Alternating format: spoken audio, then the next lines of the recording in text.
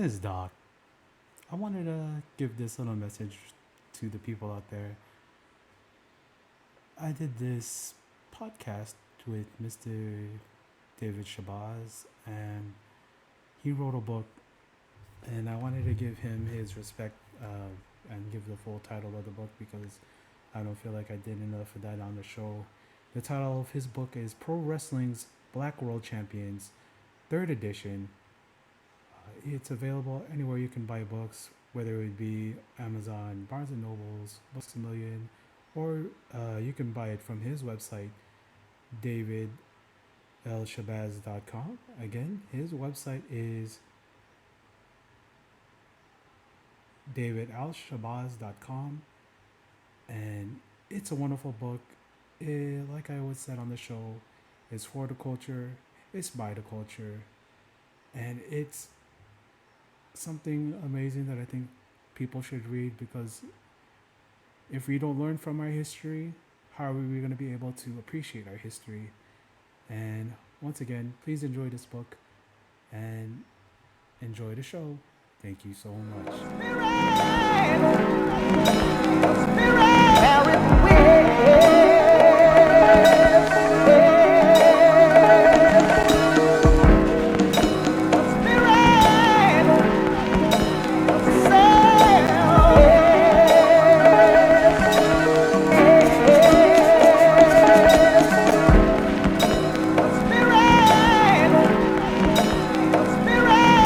Hello, hello, hello, ladies and gentlemen. This is Doc, aka Dr. Lariat, aka Tiger Mask the Dark Meat, aka Black Tiger for the Culture, aka Ultimo Dragon Fruit, aka Don't Step Turon, aka Rob Pandan, aka Ube Lashley, aka your host, and we have a special one today, ladies and gentlemen, because what we have here is a distinguished gentleman, a fine man. We got here. I'm not gonna say he's a member of a nation domination because that's too much. I'm not gonna say he's a part of the Hurt business. I'm not gonna say he's a part of the Hurt syndicate, but I am gonna say he is probably one of the best writers I've read because I did read parts of this book that are available wherever books are sold. He is the author uh, of a book that I think is very important to the culture, and that is going to be Pro Wrestling's Black World Champions third edition, released July 2025. Available everywhere, available wherever you get your books. Get it right now. We have David Shabazz. Welcome, David. Hey, Doc, thank you. I'm glad to be here. Yeah. And, I always love starting this conversation off a little bit off the cuff because, I did a little bit of research on you. I looked up some of your things, and I know that you're not just a historian in wrestling, you're also a historian for hip hop. You're also a professor. And, like, I love having educated, learned people on the show because I always hold in high regard education. My grandma, she was a professor in the Philippines. My great uncle, he was a dean over here in America. We value education in our family, and I want to say thank you for coming on my show. You really make me feel humble of having someone of such knowledge and esteem on this, and thank you. Well, I appreciate it. Thank you so much. I'm glad to be here again. And I would say one more, AKA the gangsters for me. The gangsters. Oh my gosh. We got man, we got New Jack City up in this. And you know, let's start off the bat. The first question I always ask everybody is, how'd you get into wrestling? Wrestling was in my family. I grew up watching professional wrestling. My father watched it every now and then, but my grandmother on my mother's side, my mother's mother watched it. So, I mean, it was all throughout our family growing up. Yeah, I've been a fan since a kid. That's That was fantastic. And we were talking a little bit before the show because like a couple of my favorites, and it was a couple of my AKAs. Like one of my big favorite wrestlers, because one of the first title wins I ever saw was Ron Simmons hitting that power slam on Big Van Vader, and like everybody talks about the kid doing the star jump in the front row. That was me sitting with like my big Ron Simmons toy, my big Sting toy, and I'm going like yes, because back then they had like those big WCW plastic figures, and like Right. I was like so excited, and like it wasn't until years later while I found like how momentous that was. But for me as a fan, that was like something that I look to as like one of my core memories of like happiness of like seeing like a good guy win the title, and I got to see it, and it's just that sticks to me. And like your book where you're listing and you give like little you give like pretty much a history lesson on all these black champions throughout time, like from a Bobo Brazil to a JYD Yes. to a Mercedes Yes. Monet to a Swerve Strickland. I'm not sure if you have her in there, but one of my favorite black wrestlers of all time, who I consider the greatest Japanese wrestler of all time, is Asia Kong. I'm not sure if you have her listed, but her father was African American, was a serviceman, and then you know how that goes. But Yes. there's it's not like just in America where we have like great black men who are in this industry, like black men and women. We also got to look at Canada when we talk about Soul Man Rocky Johnson. We got to talk about Right.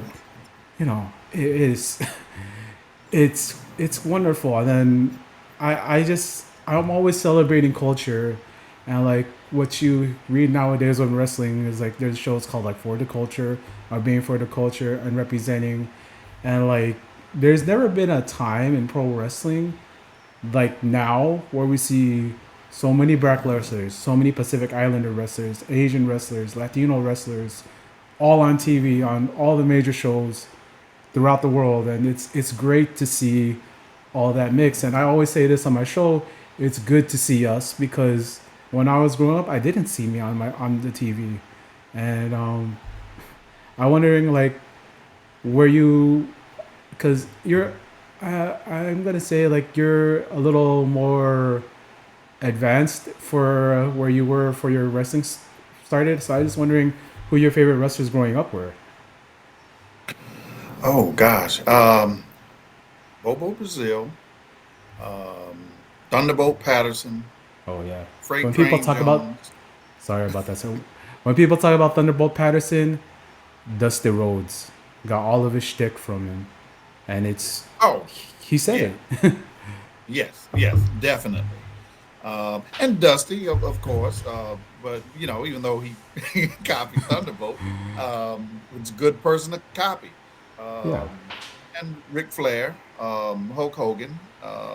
But yeah, but like you were saying, I mean, I would just like to mention, this book is about the culture, and that's why it was called Pro Wrestling's Black World Champion, not African American World Champions, because we do feature in this book Rocky Johnson, Kofi Kingston, who is Yeah. from Ghana.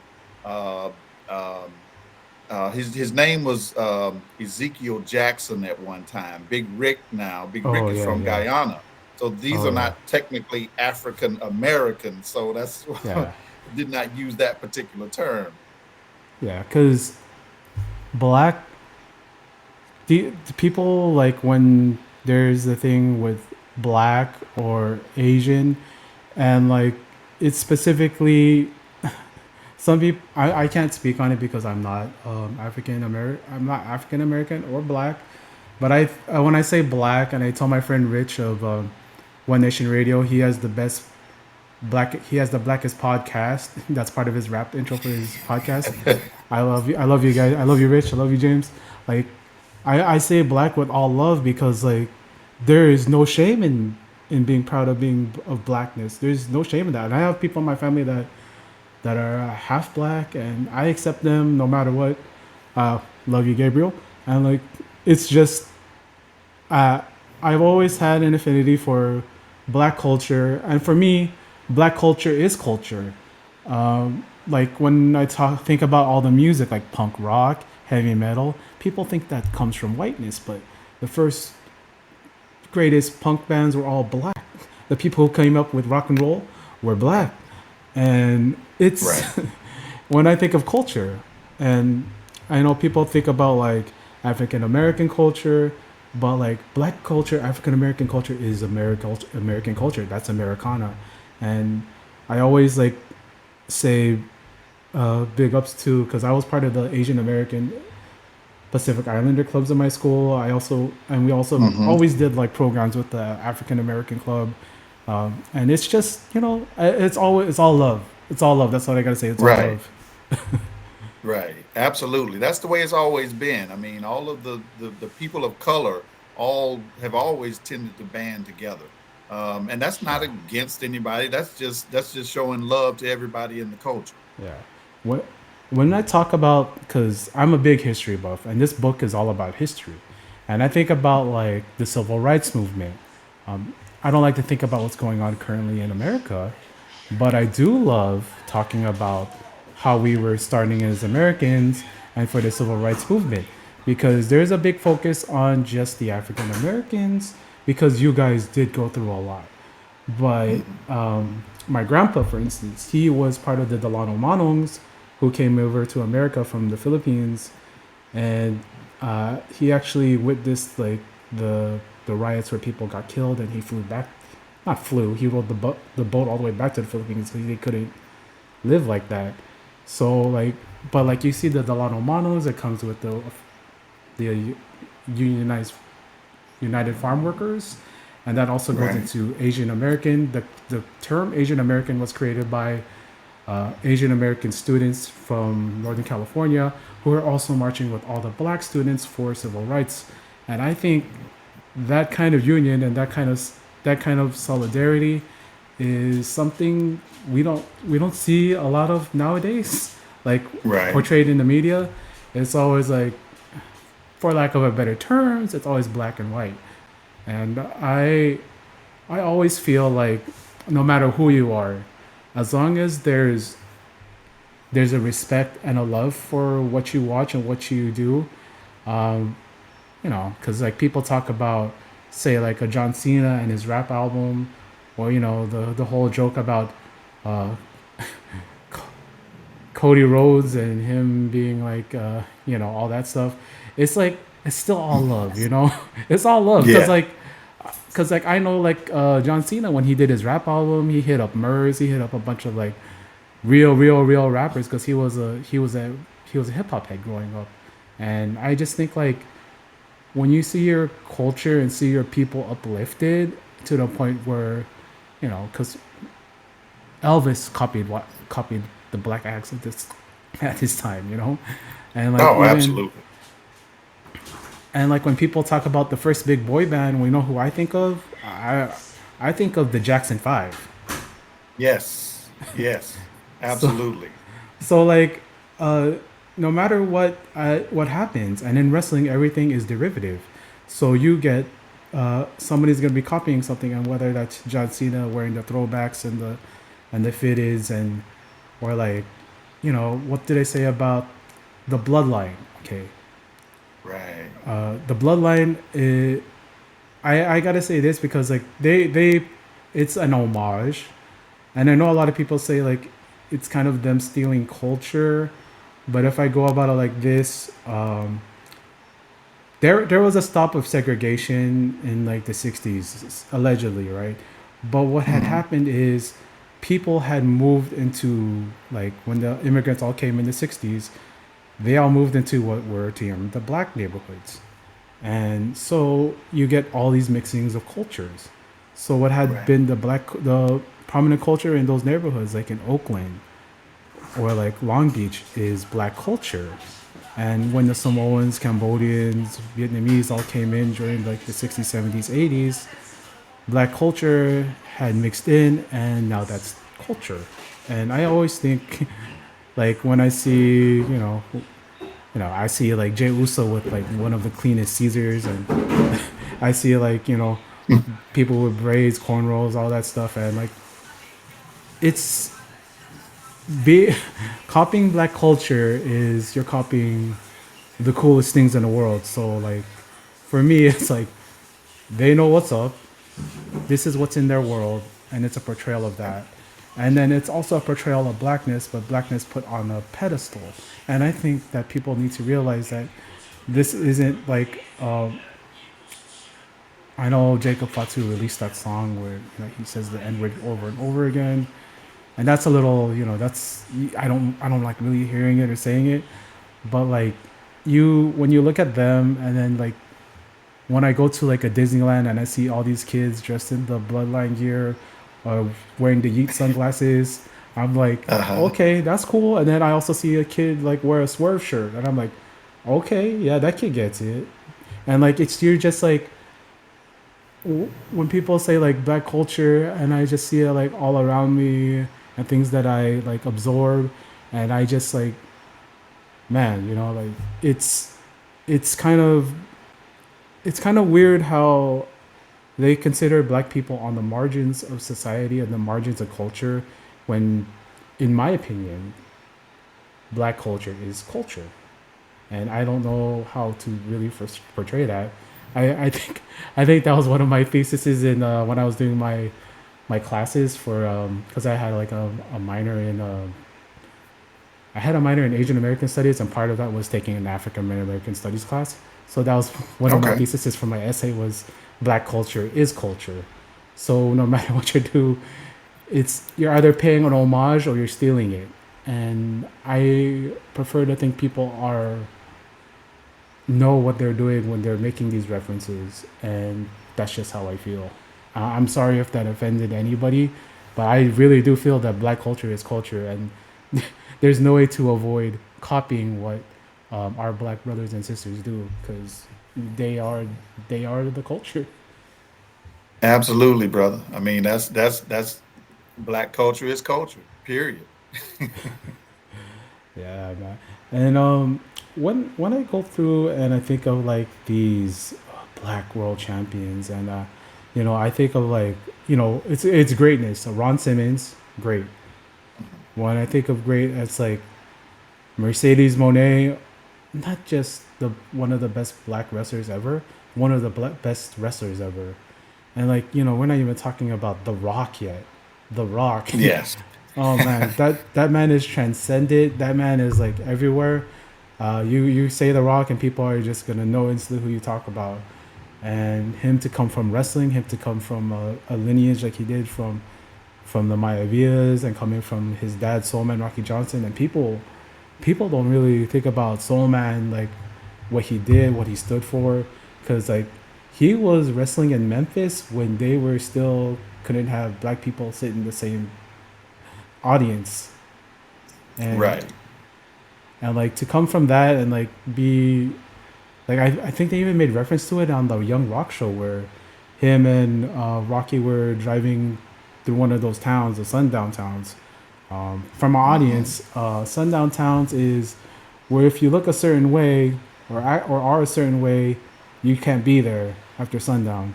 So this is Right. American culture, but people don't know.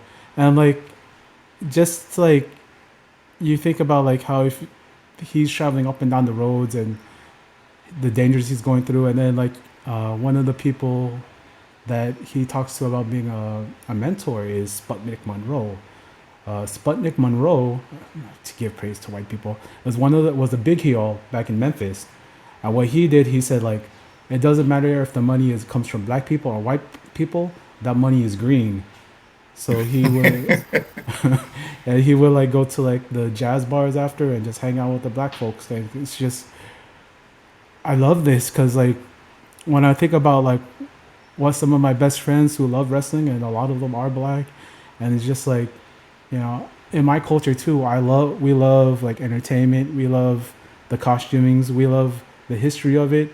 It's all like when you think about pro wrestling, I think you were saying before on one of your interviews that wrestling wasn't just from the Greeks or the it also was in Egypt because and Egypt's in Africa. But there, you were also talking Yes. about African wrestling. Would you mind going on a little Hmm. bit about that? Well, that's really where wrestling started. I mean, and back in Egypt, and there was even wrestling in the Sudan. I mean, Wow. that's been a part of the culture. A lot of it was part of initiation into manhood. It was just some of the things that you had to do to kind of your growth process, and so a rites of passage, and learning how to wrestle. So I mean, yeah, that's really where all of those styles originated from. Yeah. And, you know, we say man comes from Africa. If you believe in Yeah. that kind of thing where evolution, all men, all kinds of men started in Africa and started migrating on. That's how that's a thing. And like I appreciate you coming on, sir, because I love having these kinds of intellectual conversations and exchange of ideas between culture. And I think I said this on a previous podcast, but one of my favorite stories from the Filipino American War was one of the soldiers, David Fagan, who, because they had used buffalo soldiers in the Filipino American War, and of course the generals would mistreat them because they were black, to the point Hmm. where one of the soldiers, one of the famous ones, there was David Fagan. He had jumped over to the side of the Filipinos and started because just like Muhammad Ali said, no Viet Cong called me. He had jumped over to the other side and same thing. And I always think of it like that's part of brotherhood. That's part of oh, I see these people being faced with this kind of trauma, and these other people are forcing me to do this to other people who look like me, because it's just I always think about these kind of things. And when it comes to wrestling, I see when it comes to wrestling media, I always give props to the people who are the people from the Nubian Wrestling podcast. Shout outs to you, Yes. Chris. Shout outs to you, Milton. Give shout outs to my brothers at Keeping It Strong Style. For Jeremy, I give a shout out to my brothers at One Nation Radio, Rich and James. It's shout out to you, Lyric. It's just I always love seeing the wrestling space open up, because a lot of the times when you're looking on YouTube or you're looking for a new podcast to listen to, no shade, no shame. I always hear the same voices talking about it, and they also always happen to come from white faces, and that's why wrestling also happens to be a white space. Even online, it tends to be like that. But in the last I'd say about because I grew up a wrestling fan, and a lot of my friends were not white, so it was just whether they were Latino and they loved Eddie Guerrero and Rey Mysterio, or me and I loved the Great Muta. I loved Jushin Liger. I didn't even know Liger was Hmm. Japanese until Tony Schiavone says from Tokyo, Japan. And I was like, oh, that's cool. Ricky the Dragon Steamboat looks exactly like my great uncle, not my great uncle, my godfather. So finding likeness on the pro wrestling, it always made me bond to people. That's why my one of my favorite guys is Dave Batista, because he represents Filipinos to the fullest. With Yes. and some of the newer Filipino guys like a TJP, I love that guy. One of our Filipino African American wrestlers, Caden Cross, she's great. Shotzi Blackheart, I just Aaron Solo. I just love that I can say all these names, 10 names of guys. And when I was a kid, there was only one. And One. Right. when I think of the great wrestlers right now, and I list them Swerve Strickland, Bobby Lashley, Shelton Benjamin, Kofi Kingston, even in the new dudes like Trick Williams, Obafemi, like Right. it's just it feels good. It feels good. I can name 10, 20 guys now that I could see at the top of the wrestling world, and it's just a good feeling. And your book showcases Yeah. the best of the best, and not the best of the best, but I mean the people who actually got blessed to have the world title. And when it Right. comes to listing these black world champions, the Boba Brazils of the world, the Mercedes Monets, the Stuart Stricklands, the Kofi Kingstons, Mark Henry, Booker T, oh man, The Rock, and like if I even go back a little bit, like yeah, it's just because some guys won the NWA title, right? Like a Bobo Brazil, he won Right. the NWA title, and like they don't sometimes they don't count because if he didn't win it in that city, they would have rioted. Like even if we go to some Afro Latino people like Carlos Colon, and he won the belt Mm-hmm. off of Ric Flair, he had to because they would have killed Ric Flair if they if they did that finish. And Right. yeah, it's amazing when you read these stories and read this like these guys going to these territories where they're not the majority. They oftentimes when you see like you know Tony Atlas go into a territory, it's just Tony Mm-hmm. Atlas by himself. And like Right. I kind of when I was watching his story on Vice, and he's talking about going to all these places and it's he's the only black guy. Or like when there was another black wrestler, they'd say like, "Oh, you're gonna take my spot," because I guess the culture at the time was, I think Ole Anderson said like, "We have enough here," and he said, "Isn't that right?" Sadly, to Thunderbolt Patterson, and Thunderbolt Patterson, like, "Yeah, boss, I think we have more than enough," and I'm just like, "Damn, that sucks." And like I think Yeah. about one of the guys I grew up watching was Hulk Hogan, and then that getting you the mask falls off when you hear those recordings, and I'm like, that sucks. And I know I wasn't the only guy that felt like that. Where I know he passed away this year, but I feel like a lot of us Hulk Hogan, Hulkamaniacs, had mourned him back in 2015 because like there's no way I'm gonna put on a Hulk Hogan shirt after you said that those disgusting words. Because how am I gonna look wearing that sitting next to my homie, sitting next to my nephew, like putting my arm around my nephew and we go wrestling and I'm wearing Hulk Hogan? How's that gonna look? That's not Right. good. So it's just like this.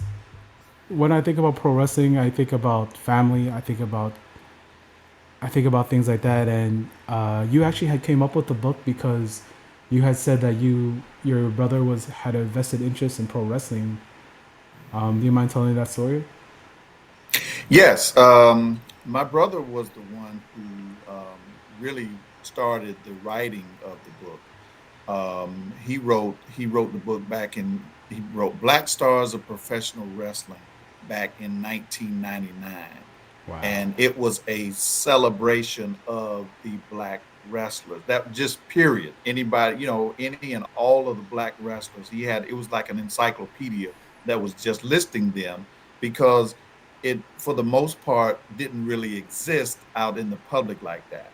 So he put that book out, and he got a lot of coverage, media coverage from that, and everybody wanted to talk about the race angle. And as he would always say on every show, yes, we know racism exists, but this was more of a celebration of love. It wasn't trying to highlight the injustices and the racism in the business. It was trying to celebrate the black wrestlers because they were not celebrated. And he started writing it in 1998, which was the year that after Bobo Brazil died, and then later on JYD, that year JYD Junkyard Dog died, and that's where he, like, okay, he was also a librarian. My brother worked in the library, so he had access to books and research and that kind of stuff. That was what he did. So he's like, we're lacking the history. I can't find, because wrestling was always sort of taboo anyway. People Yeah. watched it but didn't admit it. One of those things you don't really talk about. So there To this wasn't a day. lot of literature out there. So Yeah. that's where he wrote the book. That's great. And to be able now, I think now there's so many people who are willing to talk. So many Yes. legends who have written books, who have done interviews, and like it's it's pretty it's pretty cool. It's pretty cool now to Yes. go back and read up on this stuff because like I didn't know anything about like how the civil rights movement had interacted with pro wrestling in the South, and I read that Sputnik Monroe book, and I read stuff on Rocky Johnson and a couple of interviews that he did, and I'm like, wow, to go through that stuff, to go through that's your living history, and it's Right. pretty cool, and like I always appreciated that. I always appreciated like whenever I see people, minorities achieve like some sort of like some sort of glory in the United States, because I always appreciate people from the United States, whether it's like people going to the Olympics or like my people, my people, the Filipinos, they were, the Bruno Mars, Olivia Rodrigo being on like on my radio. I like when I hear like Yes. their songs, I'm like, okay, let me turn this up. And like I always appreciate that, and like it's just when it comes to pro wrestling, and I see like all these. I see a guy like when I think about. I keep saying his name, but like Swerve. I've been watching him since he was in Lucha Underground, and before that, and to see him go from like the lowest part in WWE getting fired and to the highest part of like main eventing like in Wembley Stadium in front of like thousands of people, in front of millions of people every week. That's like, and everybody accepts him in that role, and it doesn't matter. Like I think he was saying like it's cool being the first black champion, but it just matters that people only care that I'm a champion, and it doesn't matter what skin color he is. And I agree with that, and I think Kofi said that also. Like it doesn't matter that he's champion. It's just that people think that him being champion is just the norm, and I love that when it was. And shouts out to Kofi, Biggie. Shouts out to them for being champions in like the modern day WWE. And Yeah. it's just something that like it's an accomplishment, and people like they say wrestling is fake. Wrestling is pre is all scripted, but like when you see a person put on that kind of pedestal where they win the world title, and like you see them crying and they're legit crying and they're like it makes you feel like it makes you feel for them, and like it makes you feel happy for them, and I like that stuff. And um, Yeah.